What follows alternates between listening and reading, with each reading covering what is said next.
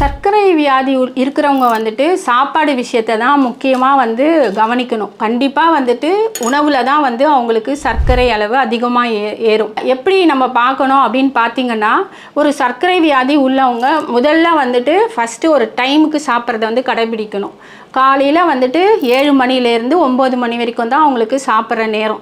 அந்த நேரத்தில் அவங்க வந்து ஒரு உணவை எடுத்துக்கலாம். ஒரு அரிசி வகை வந்து அதிகமாக சர்க்கரை அதிகமாக சுரக்கும். அதனால் அரிசியை வந்து கொஞ்சமாக எடுத்து சாப்பிடுங்க. அதுக்கு பதில் நான் அரிசி தான் சாப்பிட்டாவேன் அப்படின்னு சொன்னீங்கன்னா, நீங்கள் பச்சரிசி கண்டிப்பாக தொடவே கூடாது. பச்சரிசி சாப்பிட்றத நிறுத்திடுங்க தயவு செஞ்சு. அதில் வந்து அதிகமான சர்க்கரை அளவு இருக்கிறது. சுகர் அப்படின்னாலே எல்லாருமே கோதுமையை சாப்பிடுங்க, கண்டிப்பாக கிடையாது. கோதுமை நிறையா சாப்பிடாதீங்க. ஏன்னா அதில் வந்து குளூட்டன் இருக்குதுன்னு சொல்கிறாங்க. இப்போது முதல்ல இருந்த கோதுமை வந்து இப்போ கிடையாது, அதோட இதுவே மாறிடுச்சு. ஸோ கோதுமை தான் வந்து இப்போ வந்து எதிரின்னு சொல்லலாம் சுகர் பேஷண்ட்டுக்கு. நீங்கள் கோதுமை உணவு அதிகமாக எடுத்துக்கும் போது என்ன ஆகுனா, உங்களுக்கு பாடி பெயின் நிறையவே வரும். கை காலெல்லாம் வந்துட்டு ஜாயின்ஸில் வந்து பெயின் அதிகமாக வரும். நிறைய பிரச்சனையை வந்து ஏற்படுத்துது. அதனால் சுகர் பேஷண்ட் இருக்கவங்க அந்த ஒரு எண்ணத்துலேருந்து வெளியே வந்துடுங்க. கிரெயின்ஸ் சாப்பிட்லாம். அதாவது வந்துட்டு முளைக்கட்டின பயிர் வகையெல்லாம் இருக்குது இல்லைங்களா, அதெல்லாம் கூட வந்து ஸ்ப்ரவுட்ஸை வந்து வேக வச்சு சாப்பிடுங்க, பச்சையாக சாப்பிடாதீங்க. இப்போ பாசிப்பருப்பு இருக்கும், அதை ஊற வச்சு அதை முளைக்கட்டின உடனே அதை வந்துட்டு நீங்கள் வந்து பச்சையாக சாப்பிடாதீங்க. அதை பாயில் பண்ணிவிட்டு சுண்டல் மாதிரி பண்ணி சாப்பிடுங்க.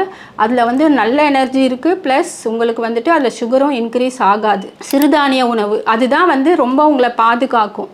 சிறுதானிய உணவில் வந்து முக்கியமானது பார்த்திங்கன்னா கம்பு, கேழ்வரகு, சாமை, குதிரைவாளி, அந்த மாதிரி நிறையா வெரைட்டி இருக்குது. ஸோ அந்த வெரைட்டி இருக்கிற சிறுதானியத்தை நீங்கள் வந்து வாங்கிட்டு சாதமாக நீங்கள் வடிக்கலாம். அதை குக்கரில் கூட வைக்கலாம். தண்ணி கொஞ்சமாக வச்சு சாதமாக வடித்து சாப்பிடுங்க.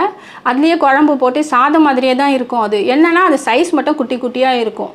அப்படி இல்லைன்னா நீங்கள் பொங்கல் பண்ணி சாப்பிட்லாம், ரொம்ப நல்லது. பாசிப்பருப்பு போட்டுட்டு அரிசிக்கு பதில் நீங்கள் இதை போடலாம். அதே மாதிரி நீங்கள் இட்லி பண்ண போகிறீங்க அப்படின்னா அதில் வந்துட்டு அந்த சிறுதானியம், அதை வரகு அரிசியை கொஞ்சம் போட்டுட்டு அதில் வந்துட்டு பருப்பு போட்டுட்டு உளுத்தம் பருப்பை போட்டுட்டு அதில் அரைச்சி செஞ்சு சாப்பிட்லாம். அதே மாதிரி கேழ்வரகு இட்லியும் நம்ம பண்ணி சாப்பிட்லாம். ஸோ இந்த மாதிரி நம்மளுக்கு வந்து அந்த சுவை வந்து நம்மளுக்கு போகவே போகாது. அதனால் நம்ம வந்து இட்லி சாப்பிட்லையே, அதனால் நம்மளுக்கு வந்துட்டு ஒரு விருப்பமே இல்லாமல் ஒரு உணவாயிடுமே அப்படின்னு சொல்லிட்டு நீங்கள் கவலைப்படவே தேவையில்லை.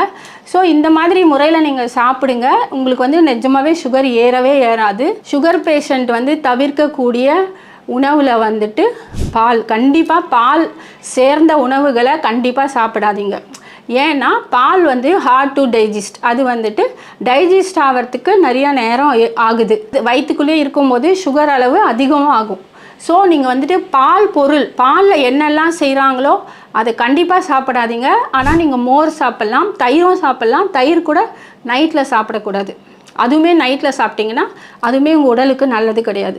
ஆனால் நீங்கள் மோர் வந்து எந்த காலகட்டத்திலையும் மோர் சாப்பிடுங்க. மோர் சாப்பிட்டிங்கன்னா சுகர் பேஷண்ட்டுக்கு ரொம்பவே நல்லது.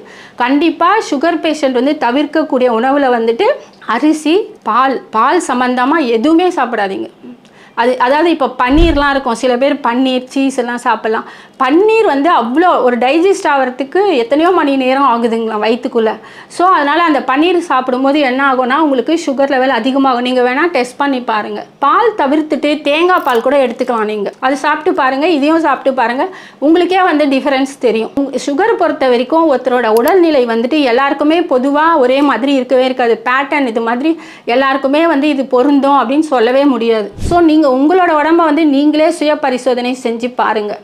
இப்போ நான் சொன்னதெல்லாம் பார்த்தீங்கன்னா வரகுல கூட சம்டைம்ஸ் வந்துட்டு ஹீட் இருக்கும். ஹீட் பாடி இருக்கிறவங்க அதை சாப்பிட்டாங்கன்னா கான்ஸ்டிபேட்டட் ஆகும். ஸோ உடனே வந்து இது தப்பு அப்படின்னு சொல்லக்கூடாது. அது உங்களுக்கு ஏற்றுக்குமான்னு பாருங்கள். இன்கேஸ் அந்த மாதிரி ஹீட்டான ஒரு இதை சாப்பிடும்போது நீங்கள் அதை பேலன்ஸ் பண்ணுறதுக்கு மோர் எடுத்துக்கோங்க, இல்லை தண்ணி அதிகமாக எடுத்துக்கோங்க. சுகர் பேஷண்ட்டு கண்டிப்பாக நான் சொல்கிறது கோதுமை, பால், அரிசி வகை இது மூணுத்தையுமே வந்துட்டு தவிர்த்து பாருங்கள். நீங்கள் மற்றபடி உங்களுக்கே தெரியும், காய்கறி அதெல்லாம் நீங்களே சாப்பிடுவீங்க. எவ்வளோ காய்கறி சாப்பிடணும், எல்லா காய்கறியுமே சாப்பிட்லாம். மற்ற மில்லட்ஸ் எல்லாமே நீங்கள் சாப்பிட்லாம். அரிசியும் நிறையா சேர்த்துக்காதீங்க.